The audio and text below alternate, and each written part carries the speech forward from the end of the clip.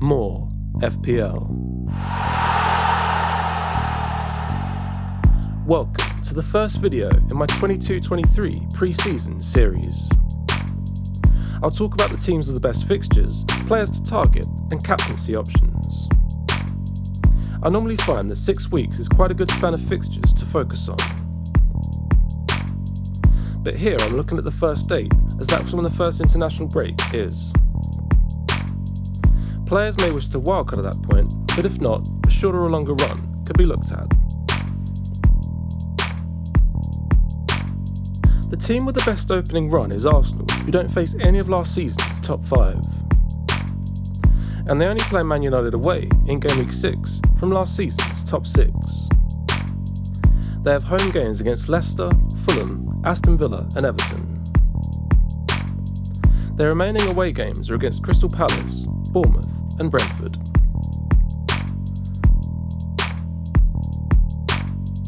The main man is Bukayo Saka, so many will be eagerly awaiting his price. He got 11 goals and 9 assists from just under 3,000 minutes last season. He was 7th best midfielder and 12th best player overall.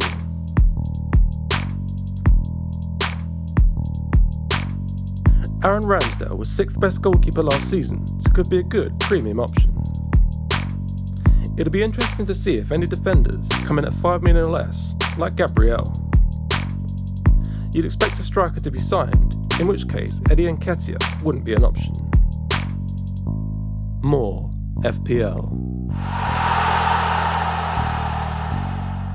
Now let's look at Brighton, who only faced Man United and West Ham away from last season's top 7. They have home games against Newcastle, Leeds, Leicester and Crystal Palace. Their remaining away games are against Fulham and Bournemouth.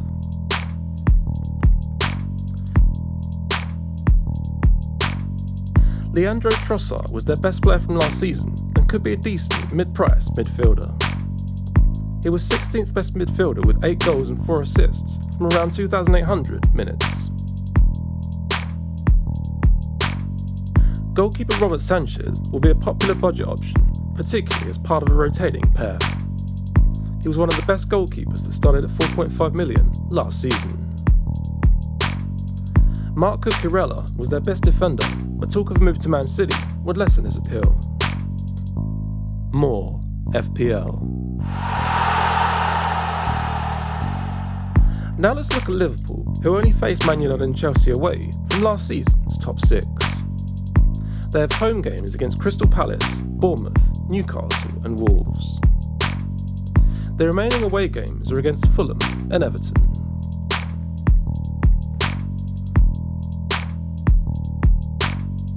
Mohamed Salah needs no introduction, was once again the best player last season. He got 23 goals and 14 assists in around 2,750 minutes. Trent Alexander-Arnold was best defender last season and will be a target for many. He got 2 goals and a massive 12 assists, aided by a decent slice of set-piece duties. Andrew Robertson was 20 points back in 3rd place with 3 goals and 11 assists.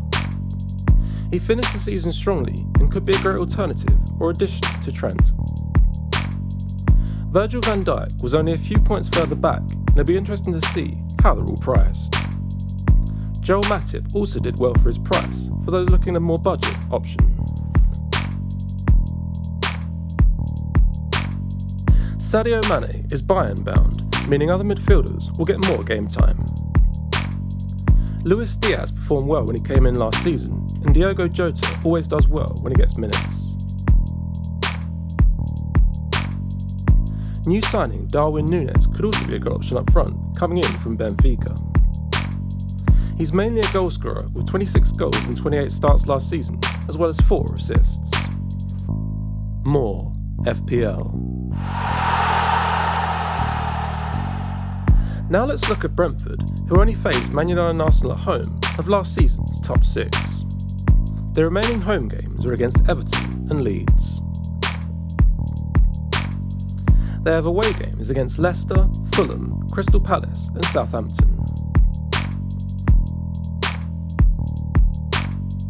Their top scoring player was Ivan Toney, who finished as 5th best forward.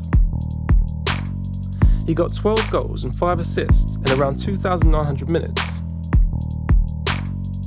He finished the season strongly, and we were looking to kick on next season.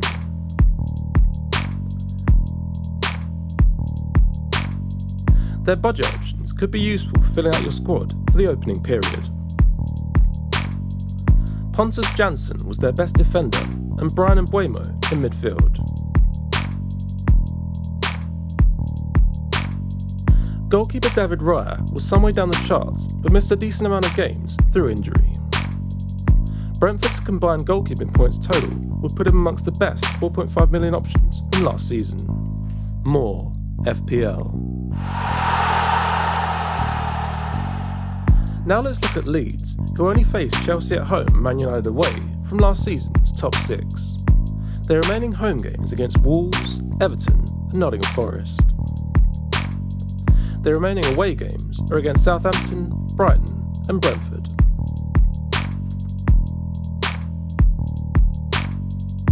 There weren't too many options from last season, apart from Rafinha really.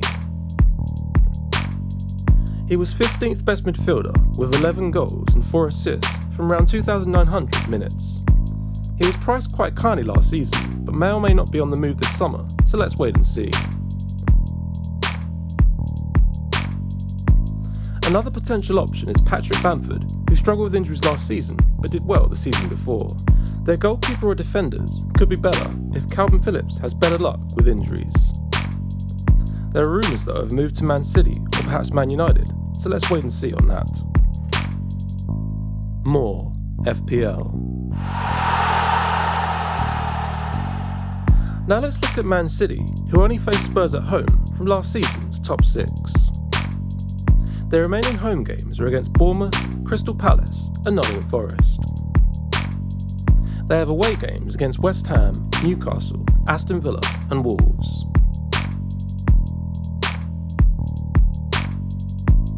Their best player was Joao Cancelo, who was 2nd best defender overall. He got 1 goal and 11 assists in around 3,200 minutes. Kevin De Bruyne was 4th best midfielder with 15 goals and 8 assists. He played around 2,200 minutes and could do even better if he can avoid injuries. Most other midfield options are prone to rotation but still mainly represent good value. Aymeric Laporte or Ruben Dias are good options for those looking to double up in defence. Laporte got more points last season, but mainly by playing around 400 more minutes. More FPL. Now let's look at Chelsea, who only faced Spurs and Liverpool at home from last season's top 4. Their remaining home games are against Leicester and West Ham. They have away games against Everton, Leeds, Southampton and Fulham. Their best player was Mason Mount, who was 9th best midfielder overall. He got 11 goals and 11 assists in around 2,350 minutes. Antonio Rudiger has departed, leaving Reece James their best defender from last season. He was 10th best defender overall, but could have been better if it wasn't for injuries. His points per game was very high, and he got 5 goals and 9 assists in under 1,900 minutes. It looks like Romelu Lukaku may depart, so Timo Werner or Kai Havertz could then get more minutes. More FPL. Finally, let's look at Spurs, who only faced Chelsea and Man City away from last season's top 4. They have home games against Southampton, Wolves, Fulham and Leicester.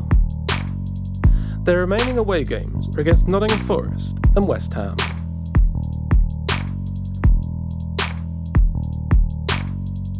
As in every other season in recent years, Heung-min Son and Harry Kane are the obvious targets.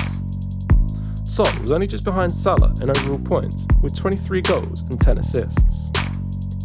Kane was best forward with 17 goals and 11 assists in around 3,200 minutes. Both have been pretty now to start every game, but they do have Champions League this season. Dejan Kulusevski did very well after arriving in January, so it'll be interesting to see his price. He got 5 goals and 9 assists in around 1,250 minutes, was a pretty regular starter. Wingbacks were rotated quite a bit, meaning Eric Dier was actually their best defender. Even Perisic could be an interesting option depending on price, assuming he's listed as a defender. More FPL. Finally, let's take a quick look at who your big hitters and captaincy options might be. With Liverpool's fixtures, Salah is already pretty much a lock in my team, regardless of price. City's fixtures make me think that pairing Salah with Haaland or maybe De Bruyne could work. Other options could be Son or Kane. They arguably have better fixtures when Liverpool have tougher ones. The prices aren't out yet, but I think it'll be tough to fit 3 of the above into your squad. Thank you so much for watching, I really appreciate it. Give it a like if you enjoyed it. Add your own thoughts and questions in the comments and I'll try to get through as many as I can. Never miss a pre-season video or game week preview by subscribing and turning on notifications. More FPL.